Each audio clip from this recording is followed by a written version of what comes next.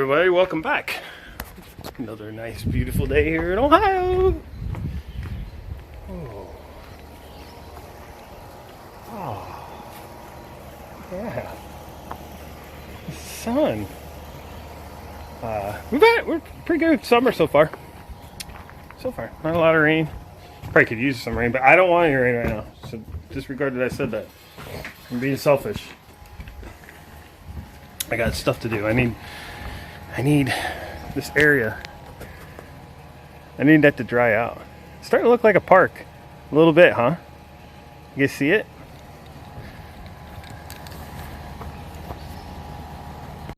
That's an eyesore. I need to fix that. It's getting there.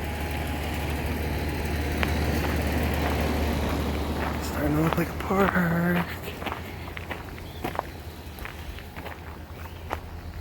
This needs to be cleaned up. Alright, so there's a lot more work to be done. Oh, hey, nice tractor. I know. I'll drive you tomorrow maybe, okay? Jeez. Anyways, something a little different today. Mom's car needs a brake job. So, just gonna knock out a set of front brakes real quick, and then it'll be time for me to go to work and do more brake jobs. So I think I'll just put the camera on time lapse and shoot a little brake job action.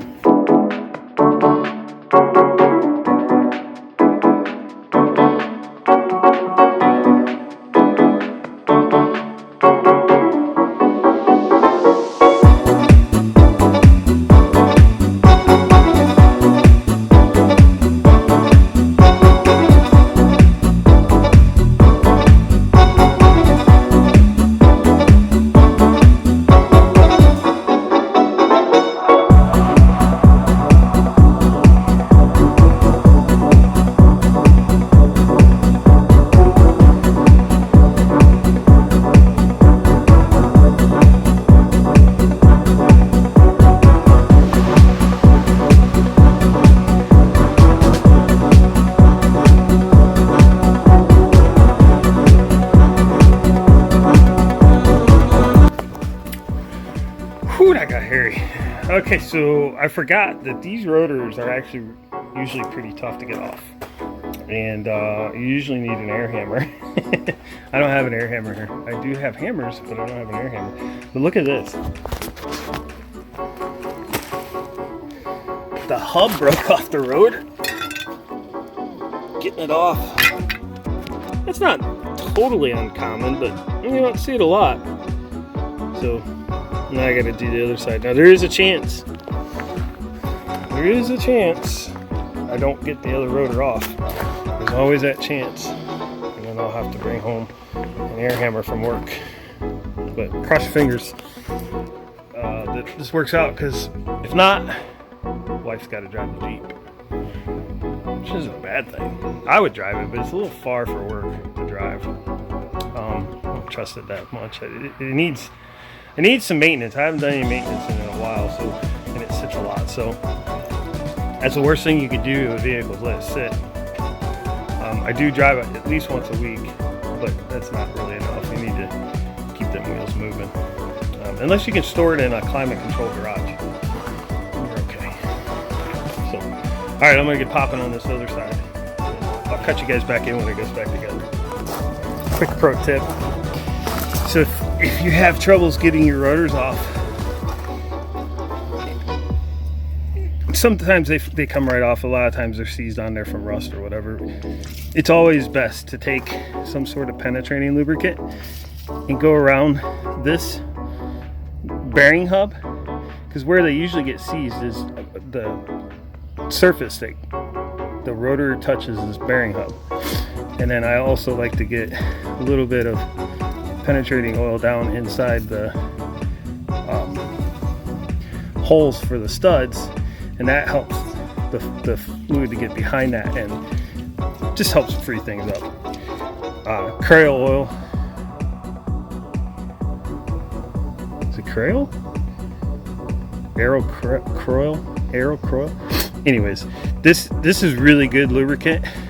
It's very expensive though, so use it sparingly. PB blaster would work too.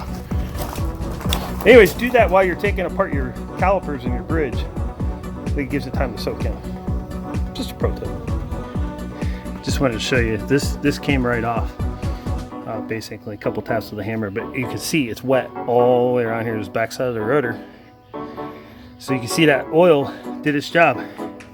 Got it behind there and helped release that rotor from the hub.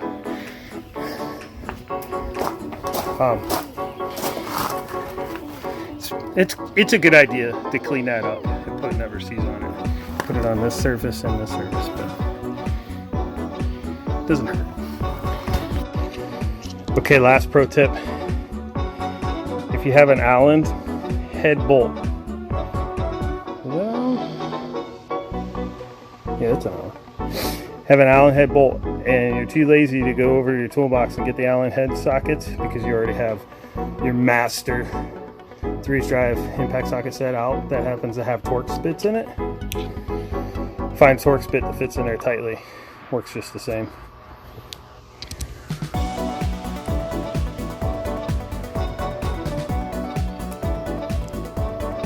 Pro tip.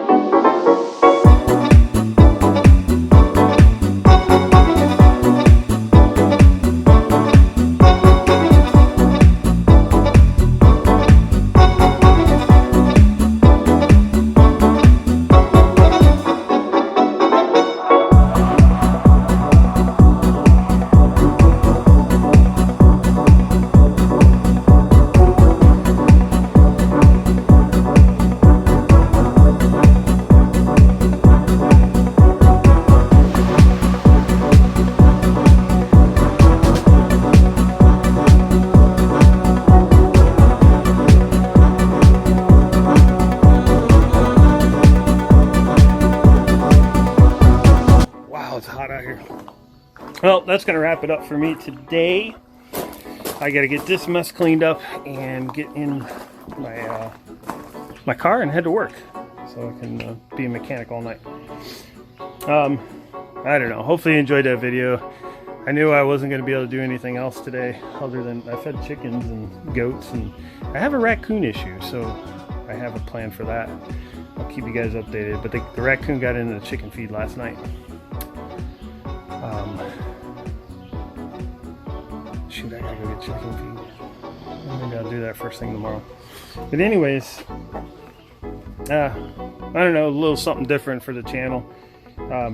I've been a mechanic for over 25 years now, and I don't like doing this stuff anymore. I used to enjoy it. Doing it for a living took all the fun out of it, but you know, there's still some things that I'll just do myself just because it's cheaper, obviously.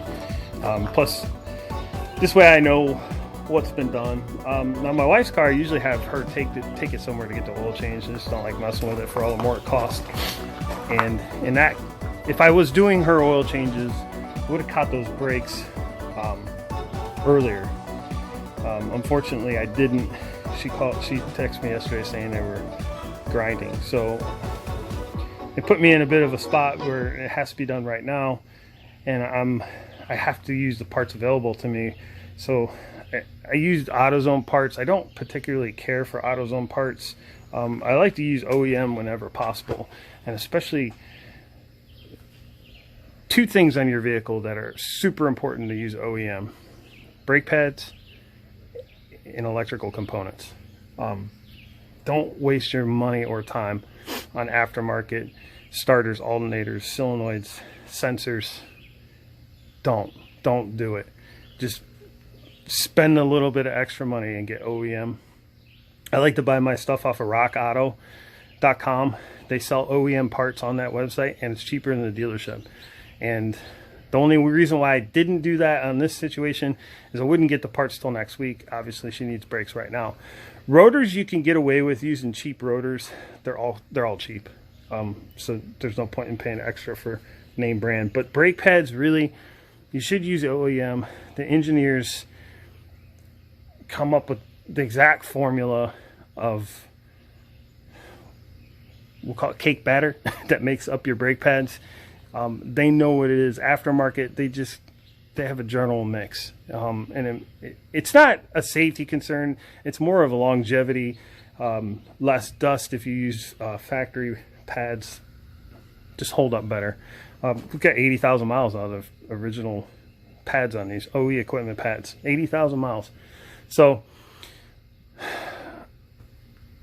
in this case, I had to use Duralast. So whatever, it is what it is. If I think of it, I'll order a set of factory Ford Motorcraft pads off of Rock Auto so that they're sitting here for the next time ready to go. I'll probably forget about it as soon as I click this camera off. But I don't know, that's a little bit of advice from a mechanic of 25 years. I've seen a lot of stuff. And I've been through a lot of the frustrations. Quick story, and then I'm gonna end this video. I used to have I've had a lot of cars, but I used to have an old Camaro. It was a 76 Z28. So, yeah. Headers, glass backs, and straight pipes right out the rear. This thing was loud. 350, automatic. Anyways, it was a fun car. I used to carry a spare starter in the trunk because when the starter went out, I bought an AutoZone starter. And every month it seemed like I had to crawl under that car and replace that starter. Now they did warranty after I bought the first one. They warranty after that, and then I bought a second one, and they warranted all of those. So I never had to, after I paid for 2 starters, I never had to pay for a starter again for as long as I owned that car.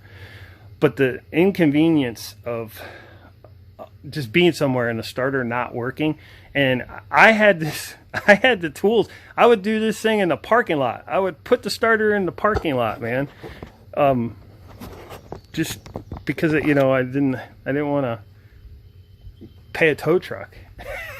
But I was a lot younger then too. I wouldn't do that stuff now. I just call it tow truck. And those were the starters where you had those little shims. Some of you guys don't know what I'm talking about. You put the starter up, and there was little shims. You had to put shims under the starter in order for it to mesh with the ring gear properly. Otherwise, it'd go.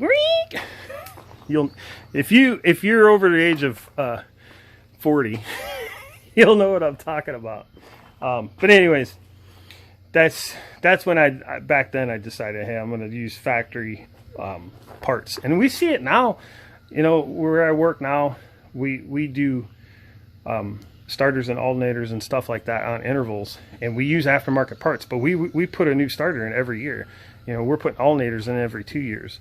We use batteries don't go any more than 2 years, stuff like that. So